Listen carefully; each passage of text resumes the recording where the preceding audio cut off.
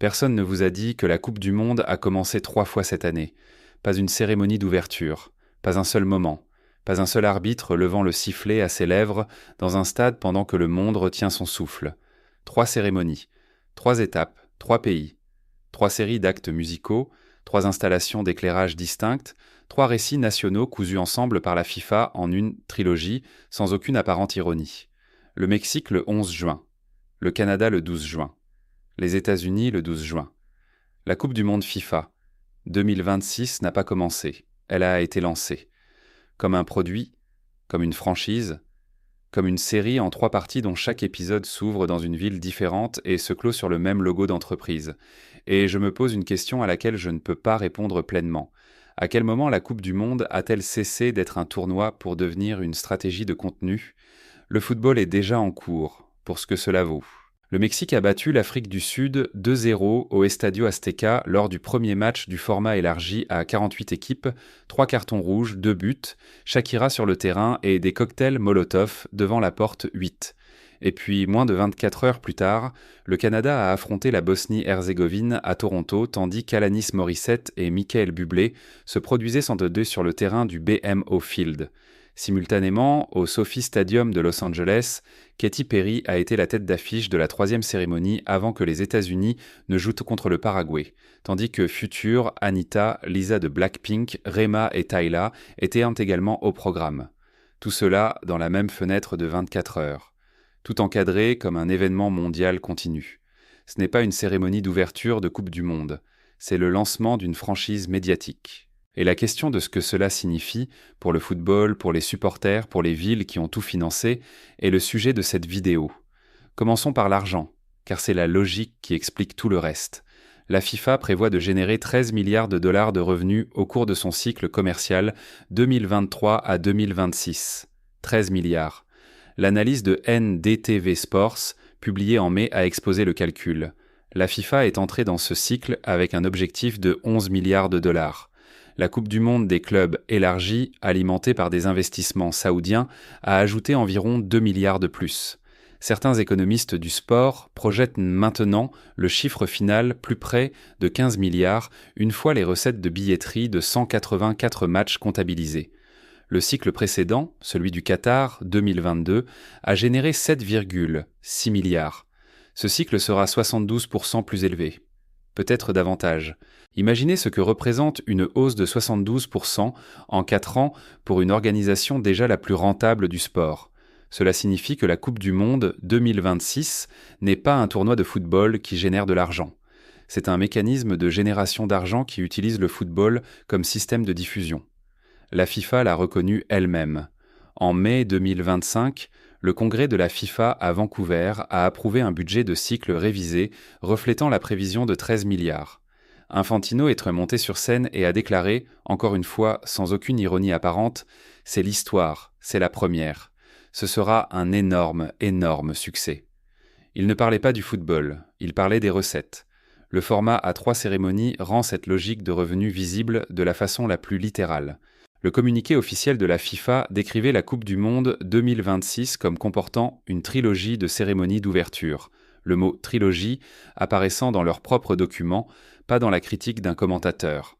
Chaque cérémonie devait se tenir 90 minutes avant le premier match de chaque pays hôte. Chacune aurait son propre line-up, son propre thème, son propre récit national. Mexique, patrimoine culturel latin, art, papel picado, Shakira.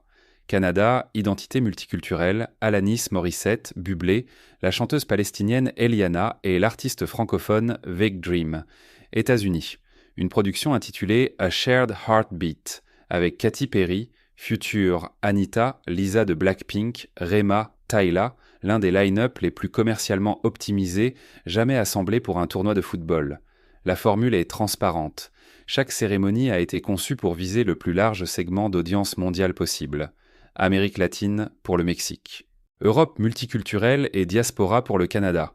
Pop américain, hip-hop, K-pop et afrobeats pour la cérémonie américaine. Chaque genre à portée commerciale mondiale représenté dans une seule émission pré-match de 90 minutes au SoFi Stadium. C'est du ciblage de marché. Passons maintenant à la réaction du public, car la réponse à la première partie de la trilogie, le Mexique, n'était pas ce que les supports promotionnels de la FIFA laissaient entendre. Le Times of India a couvert la réaction sur les réseaux sociaux à la performance de Shakira et Burna Boy à l'Azteca, et le titre qu'ils ont donné était « Worst Opening Ceremony ». Ce n'est pas leur caractérisation, c'est une citation directe d'un fan. Un spectateur a écrit « Worst Opening Ceremony, OMG So Shit NGL ». Un autre « It wasn't you, Shakira ». Un troisième a demandé si Shakira faisait du playback. Un autre, plus mesuré, « Love Shakira ». Mais toute la production pour cette cérémonie d'ouverture est l'une des pires de tous les temps comparée aux précédentes et à l'époque actuelle. C'est l'année du tech, de l'IA, et vous avez littéralement transporté un drapeau sur un hélicoptère au-dessus du stade, ce qui se faisait déjà en 1970. Une ouverture super faible. The National News, dont le critique a passé en revue la cérémonie, a publié un article intitulé World Cup 2026 Opening Ceremony Review. Shakira scores, but Mexico's ceremony falls short. La critique a identifié le problème précis. La partie afrobeat prolongée au milieu du spectacle a aspiré l'énergie de la performance, laissant Shakira et Burna Boy remplir maladroitement l'espace avec une chorégraphie molle. La conclusion. Un bon sentiment, mais tout semblait un peu à demi-cuit et, même avec le pouvoir de star de Shakira, l'événement sera considéré comme un échec. Set News Australia a diffusé un article similaire « Mixed Reviews in for Shakira and Super Week World Cup Opening ». Les critiques étaient à en publier avant le coup de sifflet final du match d'ouverture. Ce n'est pas un détail mineur. La FIFA a passé 2 ans et d'énormes ressources à bâtir une franchise de divertissement à 3 cérémonies autour de ce tournoi. Elle a engagé des stars mondiales. Elle a produit des chansons officielles sur mesure. Elle a conçu des récits nationaux distincts. Et la première partie, le premier chapitre de sa propre trilogie, dans le stade de football le plus emblématique du monde, a été décrite par les critiques et les fans comme sous-cuit, faible et déconnecté. Puis il y a eu Katy Perry, car la cérémonie américaine est celle qui a généré la controverse avant même qu'une seule note ne soit jouée, et cette controverse révèle quelque chose de précis sur le calcul culturel de la FIFA. Perry a été annoncée en mai comme tête d'affiche de la cérémonie du Sophie Stadium le 12 juin. La réponse a été immédiate et largement négative. Le Times of India a rapporté que des fans en colère menaçaient pousser de boycotter l'ensemble de la cérémonie d'ouverture. Les critiques allèment du profil culturel récent de Perry, à sa pertinence commerciale en déclin sur le marché musical, aux questions sur le fait qu'une artiste surtout associée à la pop américaine du début des années 2010 soit le bon choix pour le moment de divertissement le plus regardé au monde en 2026, jusqu'à des remarques plus larges. Un commentateur a simplement écrit « Je pense honnêtement qu'il aurait Trump pu choisir quelqu'un de meilleur ». Fox News a publié un titre qualifiant l'annonce de débat sur le fait de savoir si elle essaie le bon choix. ESPN l'a présenté comme une controverse simple. Réaction des fans, défense de la FIFA, le tournoi n'ayant même pas encore commencé et déjà une décision de RP expliquée. Je trouve le choix de Katy Perry réellement intéressant, non pas à cause de ce que cela dit de Perry, qui est une bonne performeuse et qui livrera probablement un spectacle compétent, mais à cause de ce que cela révèle sur le cadre décisionnel de la FIFA. L'organisation génère 13 milliards de dollars de revenus. Elle a accès à littéralement n'importe quel artiste sur la planète. Elle possède une cérémonie américaine que 6 milliards de personnes verront, et le nom qu'elle a placé au centre de cette cérémonie a déclenché immédiatement une réaction négative du public footballistique qu'elle était censée célébrer. Ce n'est pas la malchance. C'est une décision prise par un comité qui optimisait autre chose que ce que les supporters de football veulent réellement. Qu'est-ce qui était optimisé ? Je pense que la réponse est la même qui explique tout le design de cette Coupe du Monde. C'était l'optimisation pour une portée démographique commerciale large, pour une reconnaissance favorable aux sponsors, pour le type de visibilité de marque globale que les entreprises peinent pour associer à leurs produits. Katy Perry est une valeur sûre dans les salles de direction, d'une façon qu'un artiste plus actuel, plus pertinent, plus lié au football ne le serait pas forcément. Et voilà le calcul.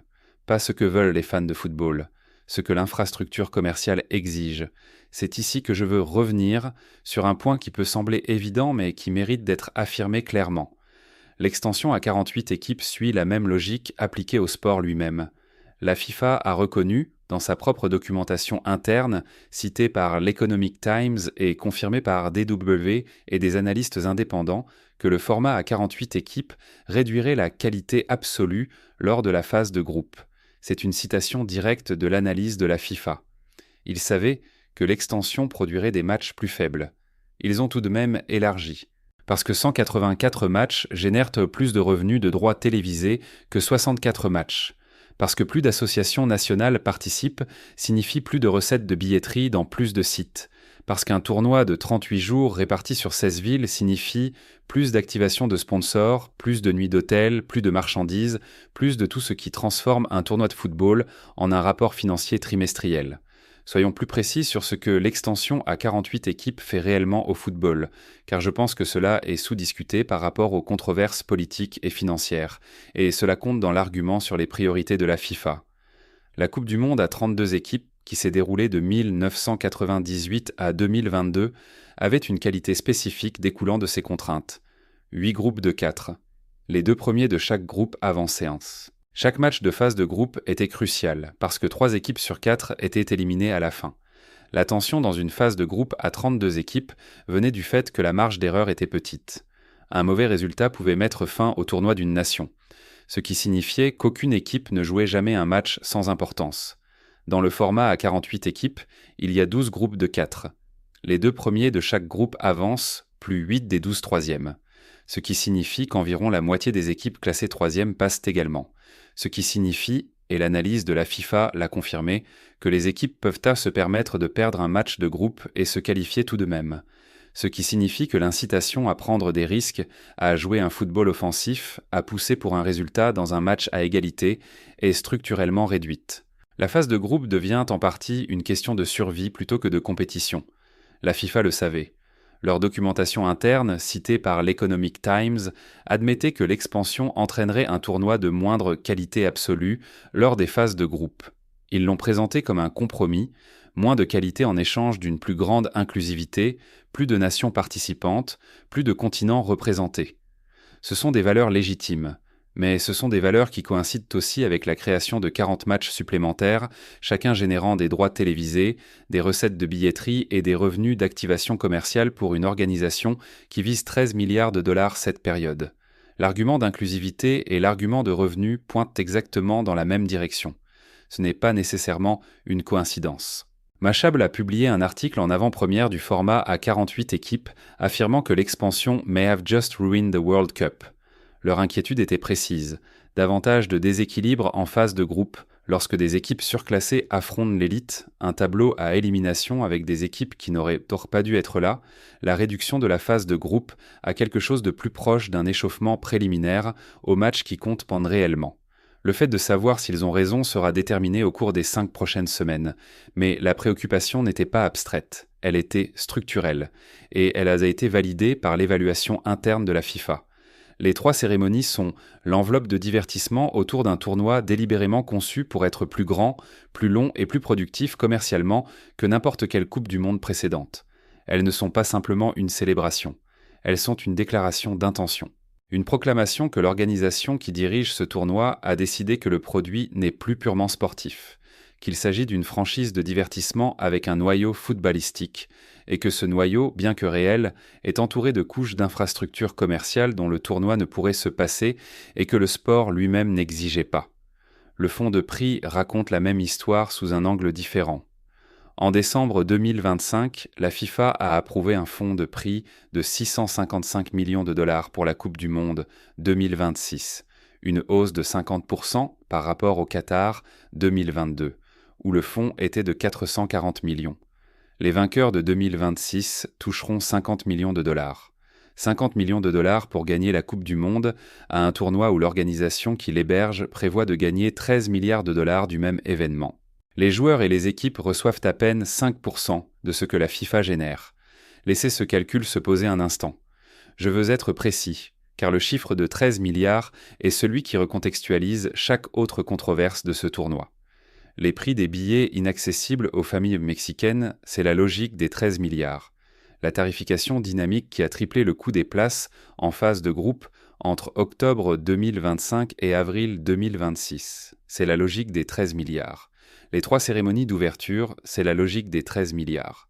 Les 48 équipes, c'est la logique des 13 milliards. Chaque décision structurelle qui a suscité protestations, enquêtes et controverses dans les mois précédant le début du tournoi provient du même point de départ. Une organisation qui a découvert que la Coupe du Monde pouvait être transformée du plus grand événement sportif du monde en la franchise de divertissement la plus rentable du monde, et qui a agi en conséquence. L'analyse de eScore d'avril a chiffré la contribution de 2026 à environ 9 milliards de dollars du total de 13 milliards générés uniquement cette année, calendrier. 9 milliards de dollars en 12 mois. D'un seul tournoi. D'une seule instance dirigeante. Une organisation exemptée d'impôts dans la plupart de ses juridictions d'opération, qui ne paie aucun impôt sur ses revenus de tournoi dans les pays hôtes selon les accords d'accueil, qui a enregistré une hausse de revenus de 72% tout en voyant les billets devenir inabordables pour la population locale, le système de visa échouer pour les officiels accrédités, et 2 procureurs généraux d'États-Unis ouvrir des enquêtes formelles sur ces pratiques tarifaires. DW a publié le 8 juin un article intitulé « So much is wrong with the 2026 World Cup » qui dressait la liste complète. L'extension, les prix élevés des billets, l'impact environnemental d'un tournoi réparti sur 3 pays, les complications politiques. Ce qui relie tous ces problèmes n'est pas une mauvaise décision isolée, mais une logique sous-jacente cohérente. Agrandir le format, augmenter les recettes, gérer les conséquences au fur et à mesure. Le football est le produit. Le spectacle est l'emballage. Et la FIFA a décidé que l'emballage devait être 3 fois plus grand qu'avant. Les 3 cérémonies seront toutes regardées. Les performances seront débattues. Le football commencera et, quand il le fera, comme toujours, produira des moments de vraie beauté, de tension et de cœur brisé que aucune infrastructure corporative ne peut fabriquer. Mbappé a 4 buts du record de Ronaldo, Messi a 38 ans, Haaland a sa première Coupe du Monde. Ces choses sont réelles et ne sont rien. Mais voici ce à quoi je reviens, et je veux être honnête sur l'incertitude de ma propre réflexion. Je ne sais vraiment pas à quel moment la transformation se produit. Je ne sais pas quel instant précis marque la fin d'une Coupe du Monde en tant que tournoi de football et le début d'une franchise de divertissement, d'une opération commerciale, d'un produit médiatique qui utilise le football comme son bien intellectuel le plus précieux. Je ne sais pas si ce moment est déjà passé ou s'il est encore à venir. Ce que je sais, c'est qu'en 2026, la FIFA a inventé une trilogie. Pas un tournoi avec un match d'ouverture. Une trilogie. 3 cérémonies, 3 histoires, 3 paquets commerciaux. Un lancement de franchise en 3 actes avant qu'un seul but ne soit marqué. Et le fait d'une trilogie implique une suite. La FIFA a déjà attribué la Coupe du Monde 2030 à 6 pays sur 3 continents, et la Coupe du Monde 2034 à l'Arabie Saoudite, qui a annoncé un format encore plus grand que 2026. La question que je me pose n'est pas de savoir si la FIFA peut continuer à faire croître ce phénomène. Évidemment, elle le peut. L'argent est là. Les contrats télévisés sont là.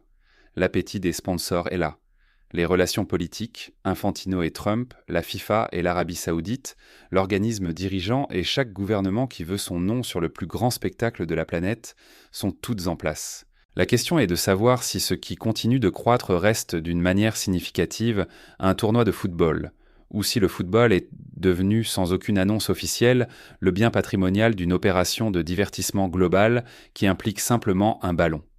Je ne pense pas que quiconque à la FIFA réponde honnêtement à cette question en public, mais 3 cérémonies d'ouverture dans 3 pays en 24 heures, suivies de 184 matchs en 38 jours à travers 16 villes, générant 13 milliards de dollars pour une seule organisation, avec un fonds de prix qui ne donne aux compétiteurs que 5% du total. Voilà la réponse, formulée non pas en mots mais en chiffres. Que cela soit ce que le football devait devenir ou non, je vous laisse la réflexion.